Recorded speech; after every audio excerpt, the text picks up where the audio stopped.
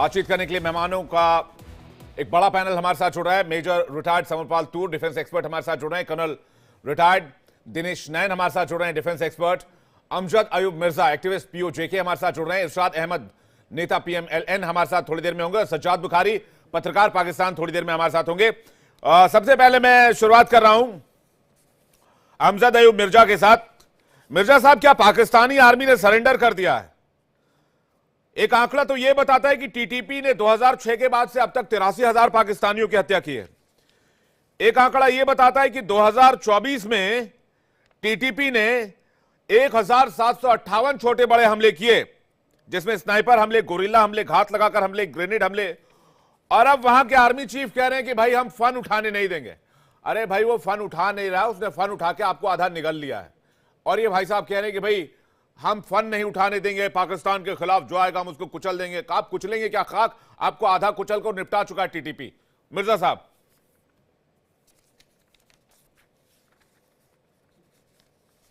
जी बिल्कुल सही फरमा रहे हैं आप। देखिए ये टीटीपी को शिकस्त नहीं दे सकते, पहली बात तो ये है। दूसरी बात ये है कि ये जो अफगानिस्तान है वहाँ तालिबान है, उनसे ये जंग नहीं कर सकते। करेंगे तो मुंह की खाएंगे, बहुत बुरी शिकस्त होगी और पाकिस्तान के ताबूत में आखिरी कील साबित होगा। उसकी वजह यह है कि ये पश्तून हैं, टीटीपी वाले भी और तालिबान अफगानिस्तान के जो है वो भी, ये पश्तून हैं। और पश्तूनों की अगर केपीके से बाहर सबसे बड़ी आबादी जो है वो कराची में है। और कराची जो है वो पाकिस्तान का समझ लें कि इकोनॉमिक पावर हाउस है, पोर्ट है, और वहाँ से बिलियंस ऑफ डॉलर्स पाकिस्तान को रेवेन्यू आता है मुख्तलिफ शक्लों में।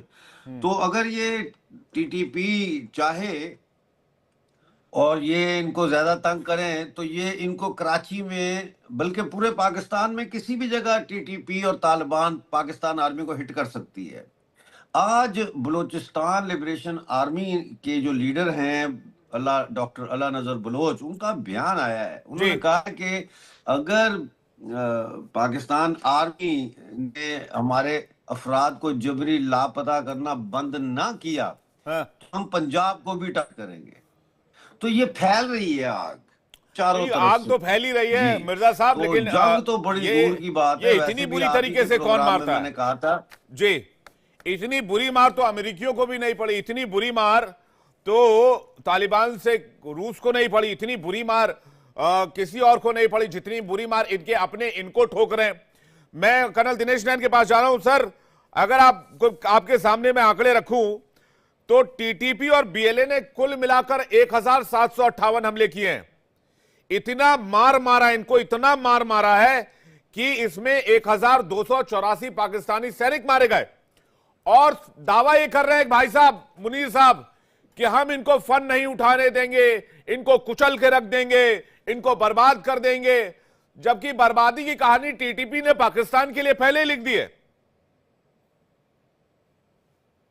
देखिए विवेक, मैं इसका सरल तरीके से ऐसे व्याख्या करूंगा जी कि पिछले 3-4 दिन पहले ही बलूचिस्तान के अंदर एक जगह पड़ती है खेजदार करके, जिला है खेजदार, जहां पे जेहरी करके एक टाउनशिप है।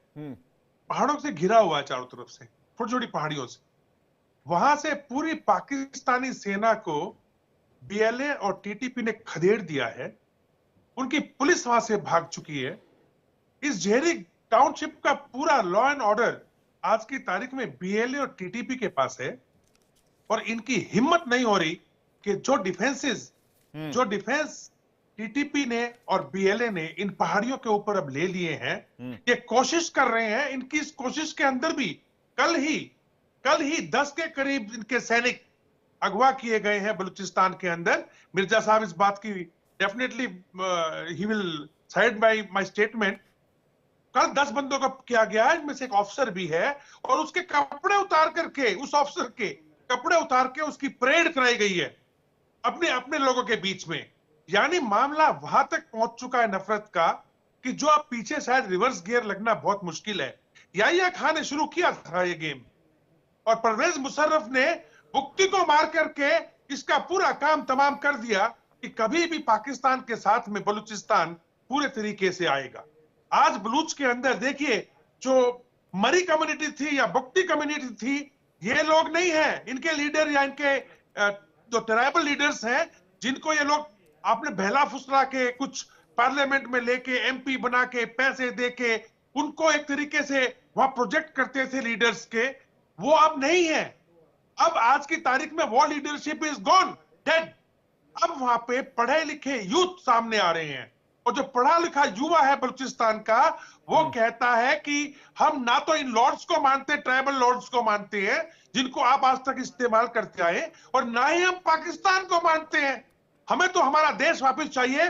आपने कैसे चीन को हमारे देश के अंदर ग्वादर पोर्ट दे दिया, कैसे चीन के लिए आपने सीपेक बना दी, कैसे आप यहां से गोल्ड माइनिंग कर रहे हैं, कैसे आप यहां पे इतना मटेरियल निकाल के लेके जा रहे हैं, और डेवलपमेंट के नाम पे बलूचिस्तान में जीरो। अब रही बात, देखिए आर्मी का, जो पाकिस्तान आर्मी है, हम अच्छी तरह से जानते हैं, ये आर्मी अब लाला बन चुकी है। आर्मी फाउंडेशन के नाम से के नीचे अनेकों बिजनेस के काम। दुनिया की कोई भी आर्मी इतनी मार नहीं खाती हुई जितने पाकिस्तानी आर्मी मार खा रही है। इसका रीजन क्या है? मैं इसके बाद समरपाल तूर सर के पास आ रहा हूं। देखिए विवेक, का रीजन बहुत सिंपल है। भारत के साथ में ये अपने देश के अंदर लोगों को ये दर्शाने के लिए कि देखो भारत से खतरा है, भारत से खतरा है, इन्होंने अपना वजूद बना के रखा, और उस पर्दे के पीछे जितना पाकिस्तान को लूट सकते थे, इनके जनरलों ने, इनके अफसरों ने लूटा, और लूट लूट के बाहर चले गए। रिटायरमेंट हुआ नहीं कि बाहर। और ये लोगों ने इस देश को, पाकिस्तान को इतना ज्यादा बर्बाद किया इकोनॉमिकली कि आज पाकिस्तान 138 बिलियन डॉलर के कर्ज के अंदर आ चुका है। रही बात इनकी आर्मी की जो लड़ने की क्षमता है, हमारे साथ में थोड़ा बहुत हम इनको पीट के ट्रेनिंग देते थे, लेकिन जब से इन्होंने बॉर्डर पे सीज फायर किया है, क्योंकि इनको मालूम है कि दूसरी तरफ दुरंत लाइन पे अफगानिस्तान है, तो इन लोगों का तो फौजी वाला काम बंद ही हो गया। अच्छा, मैं जा रहा हूं समरपाल तूर सर के पास। समरपाल सर, ये सवाल है कि भाई यूक्रेन भी रशिया के सामने, रशिया इतनी बड़ी ताकत है, उसने 2 साल मोर्चा संभाल लिया। ये टीटीपी के सामने बिखरे पड़े हैं, कोई नौकरी से रिजाइन कर रहा है, कोई इधर भाग रहा है, कोई उधर भाग रहा है, कोई कह रहा है मुझे माफ करो मैं नहीं लड़ रहा टीटीपी से, कोई कह रहा है मुझे माफ करो, मुझे घर जान दो, मैं तालिबान से नहीं लड़ सकता। ये कैसी आर्मी है? मतलब किस तरह का मामला चल रहा है? ये तो पूरी लाला की दुकानदारी कर रखी है। सीमेंट बेचेंगे, राशन बेचेंगे, और पता नहीं बिस्किट बेचेंगे, बेकरी बेचेंगे, क्या क्या बेचेंगे। लड़ने की बारी आती है तो टीटीपी के सामने हथियार डाल देते हैं। देखिए विवेक, जहां तक बीएलए का सवाल है, वो सन 2000 से ये फॉर्म हुए थे, और आप समझ सकते हैं कि सन 2000 से कितने मासूम बच्चे और औरतें और नौजवान गायब किए गए हैं बलूचिस्तान से। और इसी कारण किए गए हैं क्योंकि बलूचिस्तान आज की तारीख में सबसे बड़ा gas reserve and mineral resources का रिजर्व बन चुका है। तभी इसके ऊपर चाइना की मेन फोकस बलूचिस्तान पे है, ताकि वो इसकी नेचुरल रिसोर्सेज को एक्सप्लॉइट करे। और पाकिस्तान क्या कर रहा है, यहाँ के मिनरल रिसोर्सेज को प्लंडर कर रहा है। और हम प्लंडर का शब्द इसलिए इस्तेमाल करते हैं कि जब कोई सरकार किसी स्टेट की रिसोर्सेज को यूज करे पर वापस उस स्टेट को प्रोग्रेस ना कराए, उसमें उसका पब्लिक इंफ्रास्ट्रक्चर ना बनाए, सड़कें ना बनाए, बेसिक रोटी कपड़ा मकान ना प्रोवाइड कर सके, बेसिक स्कूलिंग, मेडिकल फैसिलिटीज, बिजली जैसी चीज भी नहीं दे पा रहे, पर वहां से करोड़ों और अरबों रुपए से रिलेटेड मिनरल्स को ये अपने चीनी दोस्तों को दिए जा रहे हैं। तो इस कारण बलूचिस्तान आज की तारीख में एक फेल्ड स्टेट करार कर दी गई है। क्यों? क्योंकि पाकिस्तान ने उसके साथ बहुत ज्यादा एक्सप्लॉइट किया है। और अब जाहिर सी बात है कि जब वहां पे स्कूल नहीं है, उनके बच्चों का कोई फ्यूचर नहीं है, तो वहां पे वैसी पॉपुलेशन कम थी। लेकिन तूर साहब वो तो ठीक बीएलए की बात हो गई, लेकिन मैं कह रहा हूं भाई एक ट्रेंड प्रोफेशनल आर्मी जो होती है वो आर्मी की तरफ बिहेव करती है ना। आपके 2024 में ही लगभग 1300 सैनिकों को टीटीपी ने निपटा दिया। एक दो नंबर्स थोड़ी है सर कि 5, 10, 15, 20, 50। जान तो खैर एक भी बेशकीमती होती है, जान होती है, लेकिन ये कैसी आर्मी कि भाई आपने 1300 पाकिस्तानी सैनिकों को मार दिया और लगभग 1800 अटैक किए, और मैं इसमें सिविलियन कैजुअलिटी की तो बात ही नहीं कर रहा हूं। और उसके बाद मुनीर साहब आज जागे और कह रहे हैं कि भाई चुन चुन कर बदला लेंगे, हम झुकेंगे नहीं, रुकेंगे नहीं, थकेंगे नहीं। अरे भाई आप झुक भी गए, रुक भी गए, थक भी गए, आपने तो ऐसा लग रहा है सरेंडर कर दिया है। आपने कैसे 1300 पाकिस्तानी सैनिकों को मारने के लिए छोड़ा? देखिए विवेक, इनकी मिलिट्री इतनी वास्ट या बड़ी नहीं है कि यह अपनी मैन पावर को वहां पे डिप्लॉय कर सके। तो इनको मैन पावर की बहुत बड़ी किल्लत है। तो ये क्या करते हैं, वहां के जो लोकल जो यूथ है उनको एम्प्लॉय करते हैं in the form of state forces, जैसे कि टेरिटोरियल आर्मी का कंसेप्ट है। तो वहीं के लोकल नौजवानों को ये आर्मी के तौर में शामिल करते हैं, पर उनके पास इतनी पावर्स नहीं होती, ना ही उनका वेपन प्रोफाइल इतना तगड़ा होता है, ना ही उनकी ट्रेनिंग एक पाकिस्तान मिलिट्री के स्तर पे की जाती है। पर ये मेनली इसलिए क्रिएट किए जाते हैं to maintain law and order, और इन नौजवानों को उस इलाके का अपने मतलब at the back of their hand उन्हें रटा हुआ है कि कौन सी पगडंडी, कौन सा इलाका, कौन सा गांव, सब कुछ उन्हें पता है। अब क्या हुआ है कि जितने भी पश्तून थे उन्होंने अभी प्रोटेस्ट किया, और उन्होंने बलूचियों और पश्तून के खिलाफ जो आम आवाम है उनके खिलाफ जाने से इनकार कर दिया। तो पाकिस्तान आर्मी ने क्या किया, इनको हाथ पैर बांध के, इनकी आंखों पे पट्टियां लगा के ट्रकों में लोड किया। और अभी हमें पर नहीं है कि इनके साथ अभी क्या हुआ है, या फिर इन पे म्यूटिनी का केस चलेगा, या इनको या तो मैस ग्रेव्स की तो अब वहां पे ट्रेंड है बलूचिस्तान और ये जो बॉर्डरी इलाके अफगानिस्तान में जी। तो पता नहीं क्या अंजाम हुआ है और ह्यूमन राइट वायलेशंस कितनी हुई है। हमें अभी भी वी आर क्लूलेस, और we are trying to track कि उन ऑफिसर्स और जवानों के साथ क्या अंजाम दिया जा रहा है, नंबर एक। नंबर दो, देखिए जो जेनोसाइड इन्होंने इतनी टाइम से करते आए हैं, अब पाला ऊपर जा चुका है पानी का और गुस्से का। देखिए जनता ने हथियार उठा लिए, and it is a situation of civil war. ये नहीं है कि सिविल वॉर नहीं है, सिविल डिसोबीडियंस है, वहां पे कोई डेवलपमेंट नहीं है, ना ही वहां पे कोई टैक्स कलेक्शन है, ठीक है। तो वहां की जनता ने हथियार उठा लिए और वो अफगानिस्तान के पक्ष में है। तो जो हम देखते तहरीके तालिबान पाकिस्तान, इसमें से आप हैरान मत होइए कि बीएलए के काफी ऑपरेटिव्स इसके अंदर मिक्स होकर ऑपरेट कर रहे हैं। और अब देखेंगे कि कोई बड़ी बात नहीं सर, हो गया, चाइनीज इंजीनियर्स पे हमले हो रहे हैं, ये एक मैसेज दे रहे हैं आउट डेस्परेशन। पाकिस्तान की सरकार ना ही उनकी मिलिट्री पे कोई फर्क पड़ रहा है, और ये बहुत ही मिसकंसेप्शन में है। क्योंकि देखिए जब तालिबान लड़ाई के मैदान में उतरेगा दीमक की तरह, वो अच्छे अच्छे महलों को उसने खत्म कर दिया है, उसने रूसियों को निकाह खदेड़ दिया, उसने वर्ल्ड पावर यूएसए को भी खदेड़ दिया। तो देखिए ये मतलब it will not be fair अगर पाकिस्तान की आर्मी बोले कि ये इनको खदेड़ देगी और इनको खत्म कर देगी, ये तो होने नहीं वाला है। इसका डिप्लोमेटिक सॉल्यूशन ही निकलेगा। बट आज की तारीख में UN has to have a active role in this. The world organisations have to wake up to this before it is too late. क्योंकि देखिए अभी जैसे अमजद अयूब खान जी ने मेजर साहब इन्होंने इस दुनिया को क्या क्या प्रॉब्लम्स दे दिए। इन्होंने खूब सारे टेररिस्ट ऑर्गेनाइजेशन दिए, भर भर के थोक के भाव में ले जाओ। इन्होंने बड़े बड़े टेररिस्ट दिए, इन्होंने उन टेररिस्टों को घर भी दिया, सेफ हाउस भी दिया। इन्होंने पूरी दुनिया में यूरेनियम सप्लाई भी कर दिया, पता नहीं किस चीज को बेचा, वहां से निकाल के किसको दिया, किसके पास है, अब भगवान जाने उसका अंजाम क्या होने वाला है, वो किसके हाथ पड़ेगा, कहां फटेगा, कहां गिरेगा, कहां डर्टी बम बनेगा। इसके अलावा इन्होंने दुनिया के कुछ मुल्कों को परमाणु ताकत भी दे दिया, और उसमें कादिर खान का नाम सबसे ऊपर आता है। तो ये एक रोग स्टेट है कंप्लीटली, ये बात तो साफ हो चुकी है। लेकिन इसी रोग स्टेट को वहां के लोग खाने पे तुले हुए। अमजद अयूब मिर्जा हमारे साथ आ गए। मिर्जा साहब, ये जो आसिफ मुनीर कह रहे हैं कि हम टीटीपी को 2 मिनट में संभाल लेंगे, क्या ये 2 मिनट में संभाल पाएंगे टीटीपी को? जो टीटीपी 2007 में बना, आप उसका पिछले 17 साल में कुछ नहीं उखाड़ पाए, और अब आप कह रहे हैं कि भाई बहुत मजबूती से जवाब दिया जाएगा। नहीं, टीटीपी का कुछ नहीं बिगड़ सकता। पश्तून बेस्ड ये ऑर्गेनाइजेशन है, और ये इसलिए इनका कुछ नहीं बिगड़ सकता कि ये एलियन नहीं है।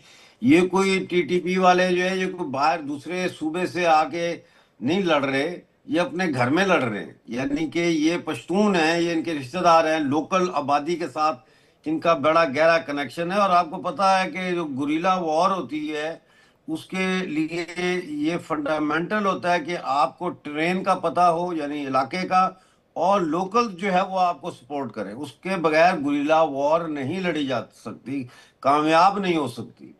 तो ये जब जाते हैं वहां मारने, तो वो जो तहरीक तालिबान के लोग हैं, टीटीपी वाले, वो लोकल आबादी में घुल मिल जाते हैं। आप कैसे पहचानेंगे? वो को वर्दी पहन के थोड़ी बैठे होते हैं वहां पे।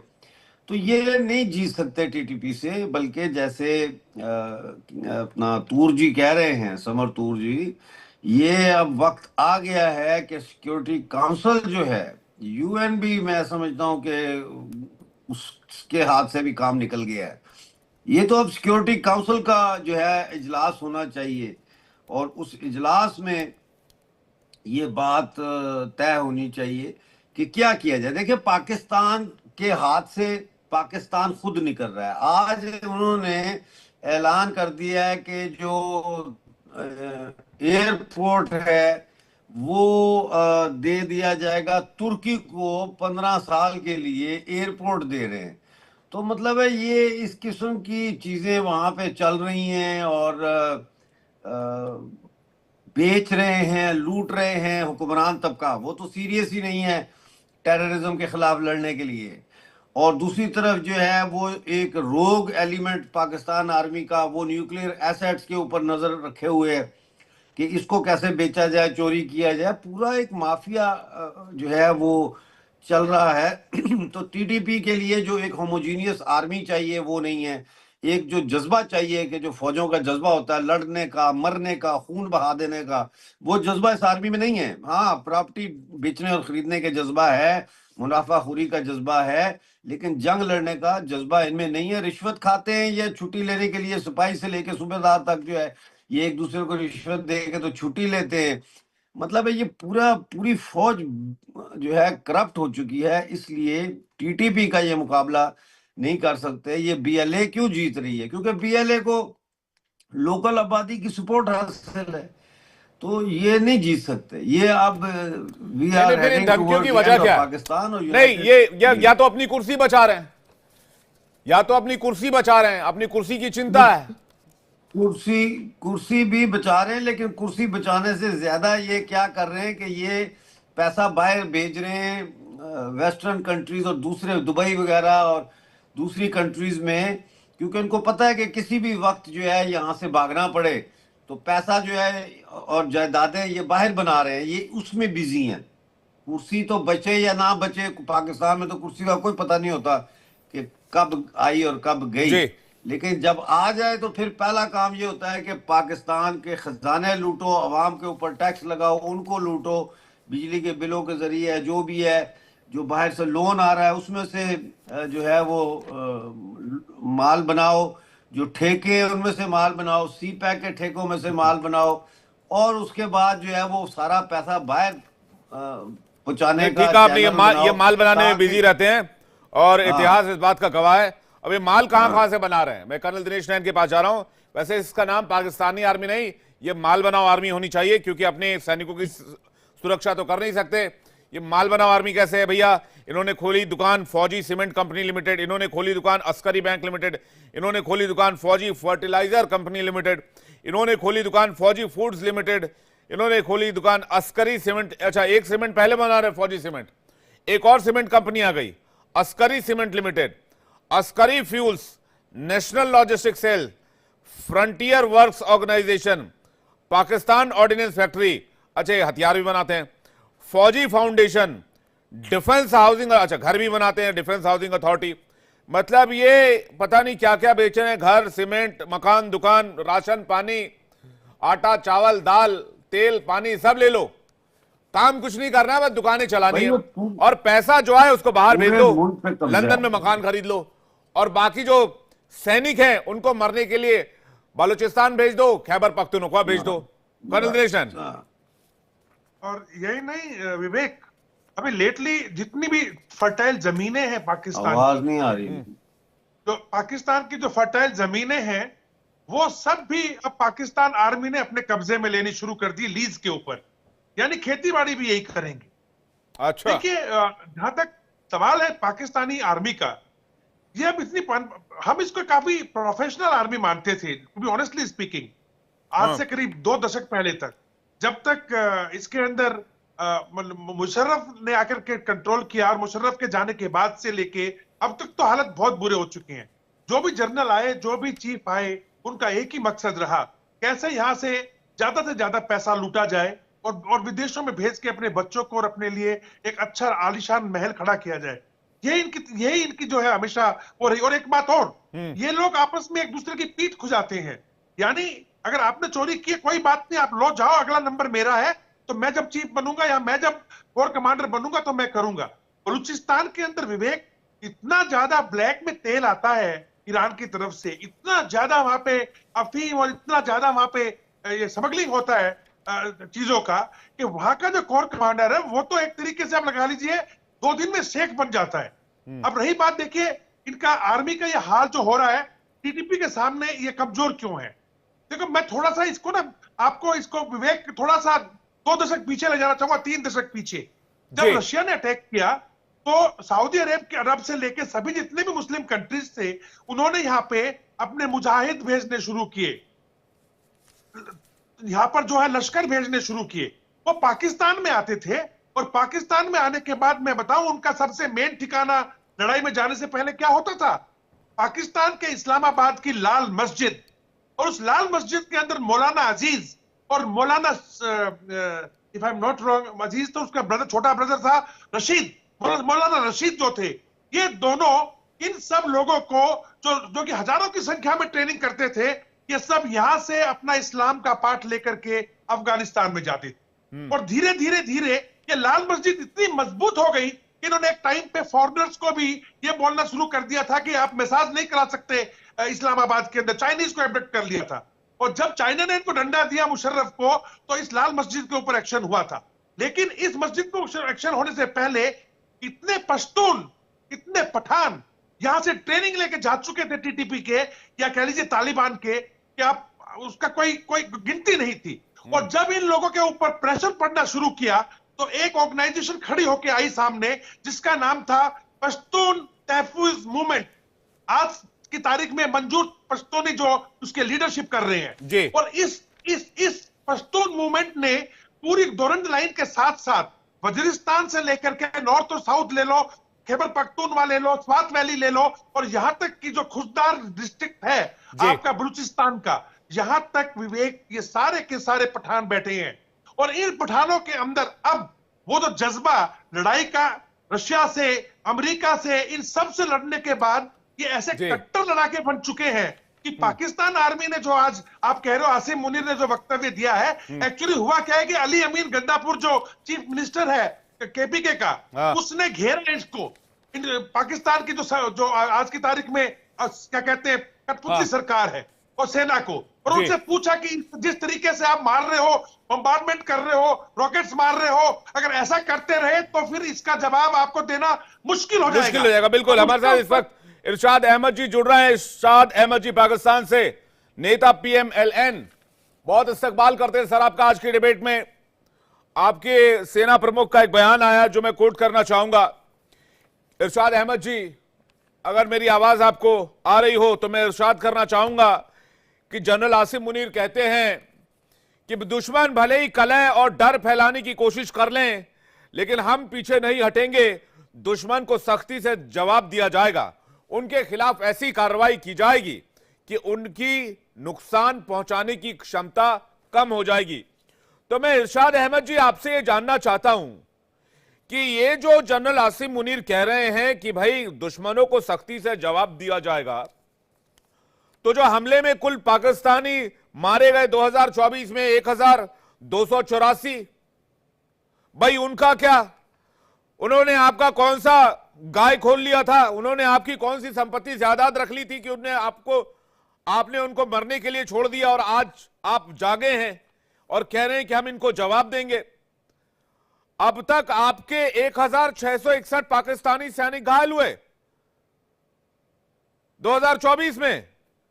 भाई उसका क्या? तो आपके ये जो आसिम मुनीर साहब हैं, ये तो लगता है कि कुछ हाई क्वालिटी वाला अफीम इनको मिलता होगा टीटीपी एरिया से और उसको लेके सोते होंगे, क्योंकि इतना नुकसान होने के बाद अगर इस तरह का बयान आ रहा है और इस तरह के खोखले बयान आ रहे हैं तो ये बहुत टेंशन की बात है। मेजर साहब, ये आदमी या तो प्योरली व्यापार में लगा हुआ है, अपना एसेट बना चुका है, लंदन अमेरिका जहां भी बनाना हो, और यहां से निकलने की तैयारी में आसिम मुनीर ने पूरा सेटअप कर रखा है।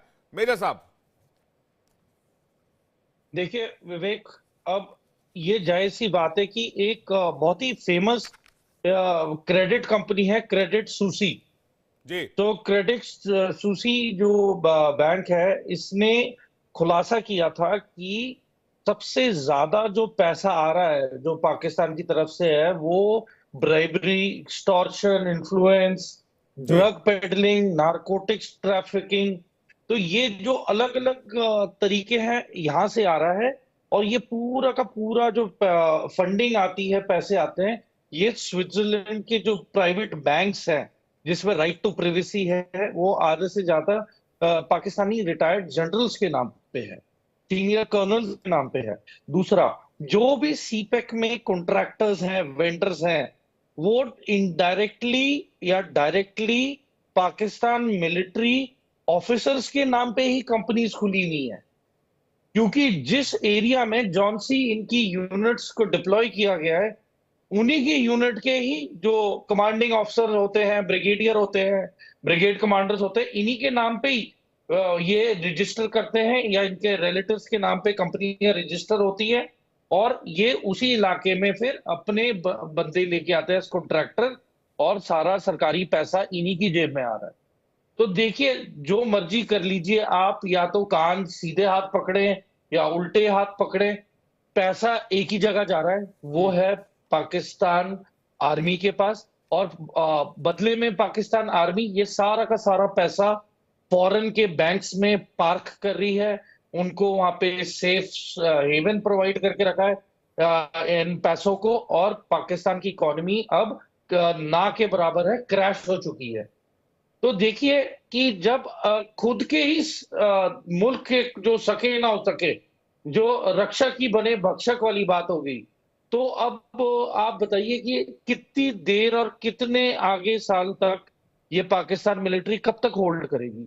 और सिविल वॉर इमिनेंट है, क्योंकि देखिए, जब हम सियाचिन में पोस्टेड थे तो हम इंटरसेप्ट सुनते थे जी, वायरलेस इंटरसेप्ट, तो उसमें इनकी तनख्वाहें, जो इनके वारंट अफसर हैं, जेसीओ साहिबान हैं, इनकी तनख्वाहें नहीं समय पे आती, इनके जवान छुट्टियों के लिए तरस जाते हैं, इनके पास मैन पावर पूरी नहीं हो पाती है, बल्कि वहां पे जब ये डिप्लॉय होते थे तो इनके पास कोई क्लोथिंग नहीं होती थी, ये अपने पूछ और जो इनके जो शॉल हैं जो बनते हैं, तो पश्मीना शॉल वगैरह वही ओढ़ के, और ट्रैक सूट्स भी रहते थे, इनके पास कोई प्रॉपर वर्दी में नहीं रहते थे पूरे टाइम। तो हम इन्हें ऑब्जर्व करते रहते थे, तो इनकी इंटेग्रल हालत पहली बहुत खराब थी, और मुझे लग रहा है कि the fall of Pakistan army is totally because of their failed officers and leadership. एक नाम है नूर वली मसूद, कर्नल दिनेश नैन। इसके बाद मैं मिर्जा साहब आपके पास आ रहा हूं। ये जो नूर वली मसूद है ना, मैं सुना है कि भाई इनका नाम जैसे ही मुनीर साहब को पता चलता है, मुनीर साहब सारा काम वाम छोड़ के खुद को हाउस अरेस्ट कर लेते हैं, खुद ही घर में बंद हो जाते हैं, और बाहर सिक्योरिटी 7 लेयर 5 लेयर की सिक्योरिटी बढ़ा दी जाती है। जैसे ही पता चलता है कि भाई नूर वली मसूद आपका जिक्र कर रहा था, तो भाई नूर वली मसूद है कौन? टीटीपी का जो मेन लीडर है, जो टीटीपी लीड कर रहा है, वो नूर वली मसूद है। अब नूर वली मसूद जैसे ही चर्चा करता है कि भाई मुनीर साहब आजकल कहां हैं, क्या कर रहे हैं, तो मुनीर साहब ऐसे परेशान होते, भाई हमारा नाम क्यों ले रहा है, क्या करने वाला है वो। और मैंने सुना है कि भाई कमरे वमरे में बंद हो जाते हैं और सिक्योरिटी बढ़ा दी जाती है, कॉन्वॉय में 10 गाड़ियां और जोड़ दी जाती है, 50 सैनिक और भर दिए जाते हैं कि भाई हमला हो तो तुम पे हो, कम से कम मैं बच जाऊं। ये नूर वली मसूद से मुनीर इतना खौफ क्यों खाता है, दिनेश नैन सर? खौफ तो खाएगा ना विवेक, क्योंकि टीटीपी ने अभी तो इनको अल्टीमेटम देना शुरू कर ही दिया है कि उनकी मेन लड़ाई जो है वो आर्मी के साथ है और आर्मी का जो बिजनेस है उसके खिलाफ। जी। अब देखा जाए तो ये पाकिस्तान के अंदर से काफी कुछ सफाया करने के मूड में है। अब पाकिस्तान की जो जनता है, पहले देखिए विवेक, थोड़ा बहुत सोचती थी कि शायद उनकी सेना ही सब कुछ है, जो उनकी रक्षक है, बहुत इज्जत किया करते थे ये लोग। लेकिन पिछले साल 9 मई का हादसा जो हुआ, चाहे वो एक पॉलिटिकल पार्टी के कुछ कार्यकर्ताओं ने किया हो या किन और बाकी लोग उसमें शामिल हो, लेकिन एक बात तो निकल के सामने जरूर आई है कि पाकिस्तान की जनता अब अपनी सेना पर भरोसा बिल्कुल नहीं करती। उनके सामने इनके काले चिट्टे सब खुल चुके हैं। देखिए अभी जैसे कि मेजर तूर बता रहे थे कि सीपेक के अंदर भी, तो CPEC China Pakistan economic corridor जो प्राधिकरण है, जो इसका संगठन है, इसका अध्यक्ष है कौन? उसके अध्यक्ष का नाम है लेफ्टिनेंट जनरल सेवानिवृत्त यानी रिटायर्ड अजीम सलीम बाजवा। बाजवा साहब है, अली सलीम बाजवा साहब है इसके इंचार्ज। तो यानी अगर वो इंचार्ज है तो कॉन्ट्रैक्ट किसके पास जाएंगे, कट किसके पास से आएगा, और इनके महल कहां बनेंगे? और इसी बात से तंग होकर के देखिए चाइना ने यहां फंड देना बंद कर दिया, 30 से 35 बिलियन डॉलर तक लगाया और हाथ पीछे खींच लिए। रही बात टीटीपी की, देखिए टीटीपी ने अभी यह चीज बिल्कुल क्लियर कर दी है और हमें इस बात को मान लेना चाहिए कि टीटीपी की आइडियोलॉजी और अफगानिस्तान में बैठे तालिबान की आइडियोलॉजी अलग नहीं है। इनमें दो सिमिलरिटी है। पहली सिमिलरिटी तो यह है कि जैसे कि जो तालिबान अपना अफगानिस्तान में बैठा है, उसको अपने अफगानिस्तान देश से ही मतलब है, उसके अंदर ही वो शरीयत लॉ चाहता है, वो कानून चाहता है, उसको बाकी दुनिया में इसको फैलाना है या कुछ करना है, कोई मकसद नहीं। तो चूंकि जो टीटीपी के पठान या पश्तून हैं और वो पाकिस्तान की तरफ से हैं, पाकिस्तान के एरिया से बिलोंग करते हैं, तो उन्होंने भी इस आइडियोलॉजी को लिया कि हम भी अपने देश के अंदर इस शरिया लॉ को लागू करेंगे। और यही बात है कि उन्होंने कह दिया है कि हमारी एक ही डिमांड है कि हम इस्लामाबाद पहुंचेंगे और पूरे पाकिस्तान को शरीयत लॉ पे आना पड़ेगा। अब मेरा निजी मानना यह है यहाँ पे विवेक जी कि देखिए, जब हमारे से पाकिस्तान अलग हुआ और जिन्ना साहब ने, जिनको ये पता नहीं क्या क्या बोलते हैं, इनके देश के अंदर उसको उनको उनकी सब जगह फोटो लटका के रखते हैं, जिन्ना साहब ने अपने पर्सनल एम्बिशन के लिए कि वो चीफ प्राइम मिनिस्टर बनना चाहते थे, अगर हिंदुस्तान बना देता तो लिख लो पाकिस्तान बनता ही नहीं। तो उन्होंने अपने इंटरेस्ट के लिए लोगों को उकसाया और एक इलेक्शन किए जिसमें जमाते इस्लामी ने काफी बढ़ चढ़ के हिस्सा लिया था। लेकिन बात पते की यह है कि जिन लोगों ने डिमांड की थी जिन्ना के भड़काने पे कि हमें पाकिस्तान चाहिए, यानी वो एरिया चाहिए जो मुसलमानों के लिए हो, वो ज्यादातर मुसलमान यूपी और बिहार से थे। उनमें से कोई नहीं गया, बहुत कम लोग गए। तो ये जो पंजाब का बंटवारा कर दिया गया और जो बाकी वहां पे जो सिंध का एरिया रह गया, इस दोनों को इन्होंने घेर लिया और बलूचिस्तान पे कब्जा कर लिया। ये कैसा पाकिस्तान बना? या इलाहे इल्लल्लाह मोहम्मदुर रसूलुल्लाह, मैं बार बार कहता हूं, इन लोगों का कहना है कि इस कलमे का नाम है पाकिस्तान। तो अगर इस कलमे का नाम पाकिस्तान है तो मैं मिर्जा साहब से भी पूछना चाहूंगा कि आप बताएं कि क्यों नहीं पाकिस्तान जो है शरीयत लॉ को कबूलता है? फिर क्यों ये टीटीपी से लड़ रहे हैं? क्यों नहीं इनको मुसलमानों के अंदर जाकर के और कहना चाहिए कि हाँ, हम मुसलमान हैं और हमारे पास न्यूक्लियर बॉम्ब है, हम पूरे मुस्लिम देशों को साथ में रिप्रेजेंट कर सकते हैं और शरीयत लॉ को हम कुरान के मुताबिक मानने को तैयार हैं। फिर यहां पे आकर के ये लोग जो दाएं बाएं की बातें करते हैं, तो इनका कोई ईमान नहीं, इनका कोई आइडेंटिटी नहीं। इस पर मैं मिर्जा साहब का रिएक्शन लूंगा, लेकिन बार बार मैं ये क्यों कह रहा हूं, मिर्जा साहब भी कह रहे हैं कि भाई लाला की दुकानदारी हो गई है। Global fire power military strength ने हाल ही में दुनिया की ताकतवर सेनाओं की लिस्ट जारी की। 2024 में दुनिया की सैन्य शक्तियों में टॉप पर अमेरिका है, इसके बाद रूस और चीन का नंबर है। भारत को 4th स्थान मिला इस लिस्ट में। पाकिस्तान ने भी टॉप 10 में जगह बनाई। कमाल की बात यह है, और पाकिस्तान आर्मी दुनिया की 9वीं सबसे ताकतवर सेना है। वाह भाई साहब, फिर भी ये मार खा रहे हैं। 3,700 से ज्यादा टैंक हैं, 1400 से ज्यादा विमान है, 17 लाख सैनिक हैं, 6.5 लाख सक्रिय हैं, बाकी रिजर्व और पैरामिलिट्री हैं।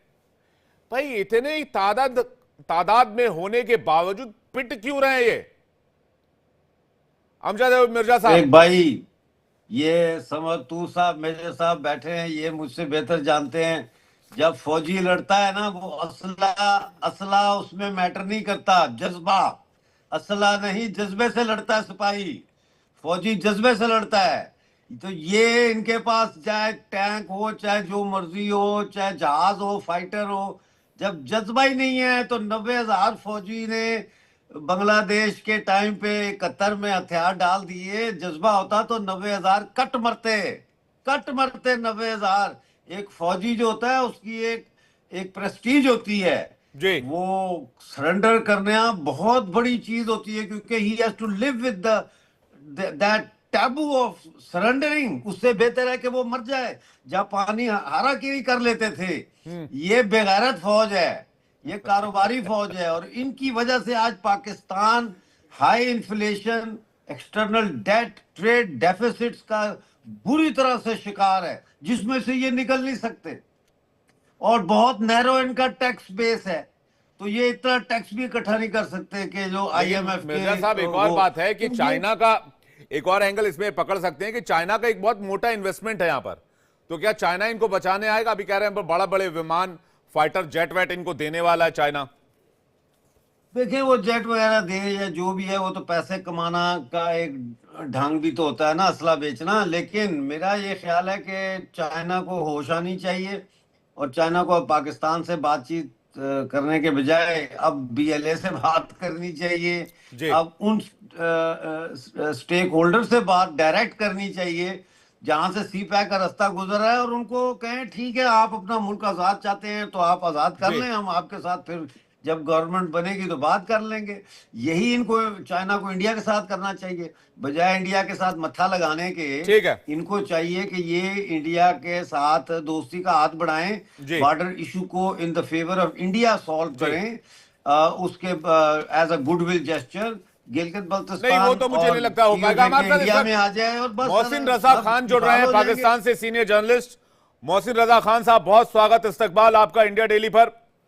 मैं पहला सवाल आपसे पूछना चाहूंगा जनरल आसिम मुनीर के बयान को कोट करते हुए। उन्होंने कहा, दुश्मन भले ही कलह और डर फैलाने की कोशिश कर ले, हम पीछे नहीं हटेंगे, दुश्मन को सख्ती से जवाब दिया जाएगा। अव्वल तो ये, और उसके बाद मैं आंकड़े आपके सामने रखता हूं। 2024 में TTP के 1758 हमलों की रिपोर्ट है। इसमें 1284 पाकिस्तानी सैनिकों के मारे जाने की रिपोर्ट है, 1661 पाकिस्तानी सैनिक घायल होने की रिपोर्ट है, 49 सैनिकों को बंदी भी बनाया गया, यह भी रिपोर्ट है। और 2007 में जब बैतुल्ला मसूद ने इस संगठन को बनाया था, तब से लेकर अब तक यह संगठन काफी मजबूत हो चुका है। तो क्या मुनीर साहब अभी तक रेस्ट कर रहे थे, अब जाकर वो एक्टिवेट हुए हैं कि अब TTP को कंट्रोल करना है या BLA को कंट्रोल करना है, जब damage has been done? Khan साहब,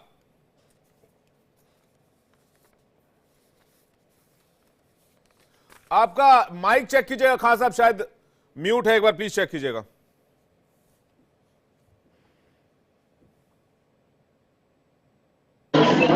पाकिस्तान की मुसल्लह अफवाज हर किस्म की दहशतगर्दी का मुकाबला करने के लिए पूरी तरह तैयार है। अभी बलूचिस्तान में परसों पाकिस्तान की मुसल्लह अफवाज ने 27 से दहशतगर्दों को जानब हासिल किया है, जो कि एक हमसाया मुल्क की हिमायत से, भारत की हिमायत से बलूचिस्तान में दहशतगर्दी की कार्रवाइयाँ कर रहे थे। यहाँ मैं एक बात बताते चलूँ कि एक आपके एक पैनलिस्ट का कहना है कि CPEC की सरबराही जो है जनरल आसिम बाजवा कर रहे हैं। उनको तो रिटायर हुए 4 साल हो गए।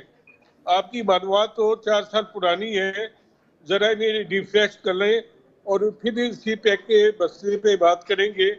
इस वक्त तो पाकिस्तान की फौज जो है, कल भी फौज का एक अहम इजलास हुआ है पेशावर में, और जिसमें पाकिस्तान की मुख्तलिफ लीडरशिप, पाकिस्तान की सारी सियासी जमातों के रहनुमा और पाकिस्तान की मुसल्लह अफवाज के जो खैबर पख्तूनख्वा में अफसरान हैं वो मौजूद थे।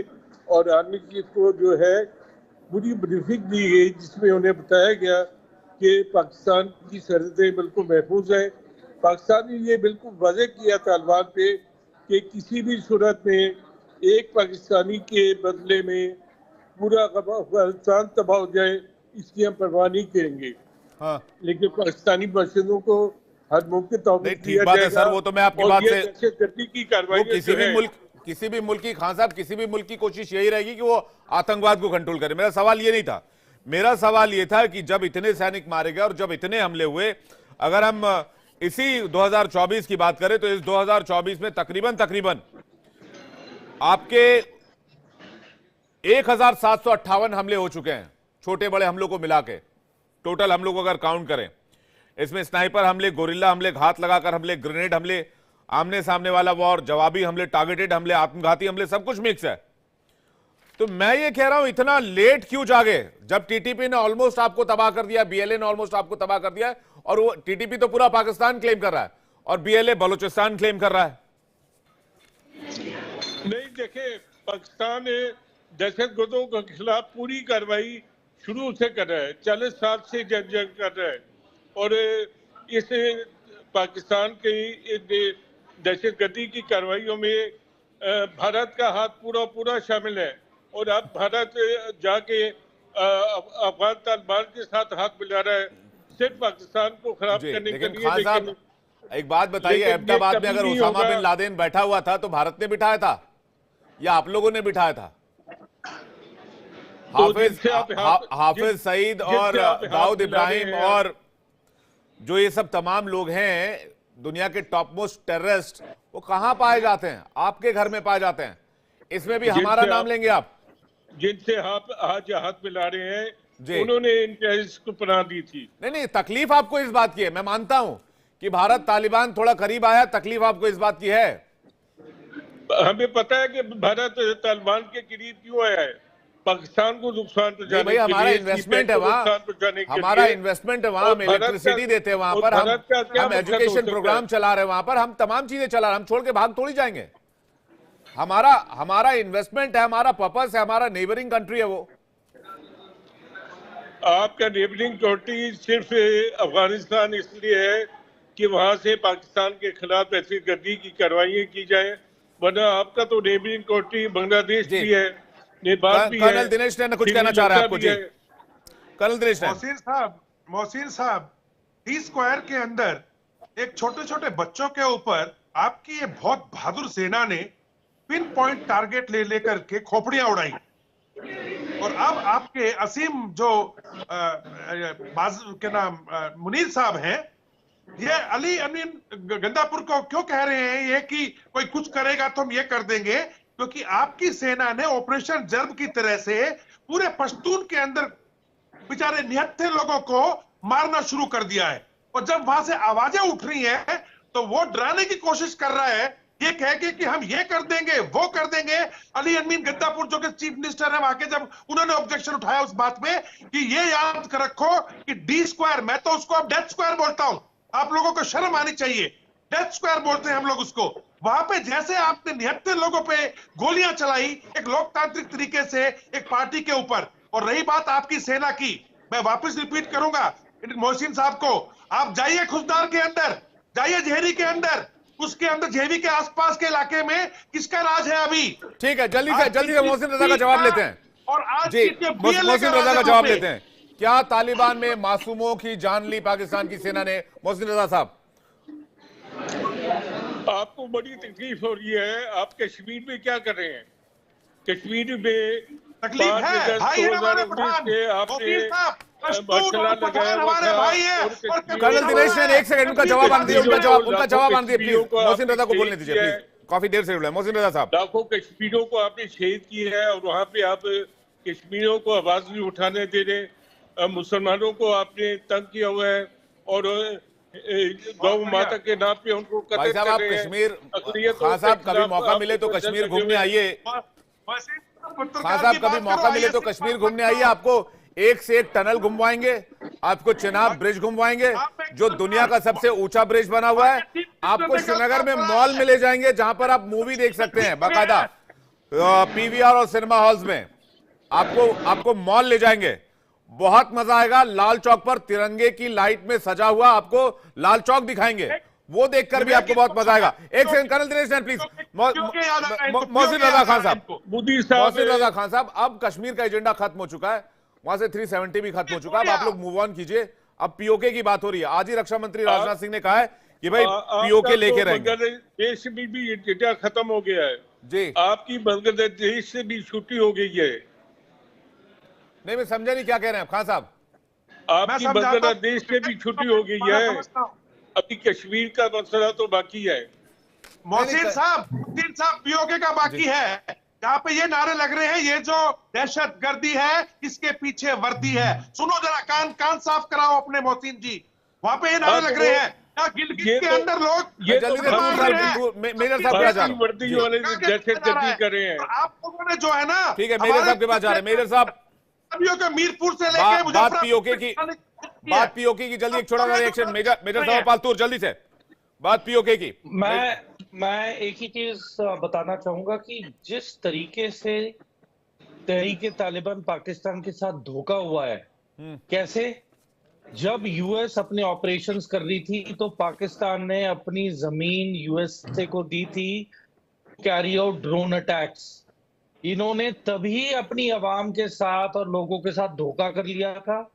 कोई आतंकवादी नहीं मारे जा रहे थे, बल्कि मैस किलिंग्स हो रही थी। जहां पे की शादियां हो रही थी, वहां पे एक आतंकवादी को मारने के लिए 400 लोग मारे जा रहे थे। तो इन्होंने तहरीके तालिबान पाकिस्तान को खुद पैदा किया, उनके निहत्ते फैमिली मेंबर्स को मार के, उनके रिश्तेदारों को मार यानी कि तूर साहब, अगर इसको आसान शब्दों में समझे तो ये वो भस्मासुर बन चुका है जो पाकिस्तान को भस्म करने की कसम खा चुका है। अब पाकिस्तान की सेना इसे कैसे निपटेगी, निपट पाएगी नहीं निपट पाएगी पता नहीं। बहरहाल आप मेहमानों का बहुत शुक्रिया हमारे साथ जुड़ने के लिए और अपना कीमती वक्त हमें देने के लिए। दर्शकों, पाकिस्तान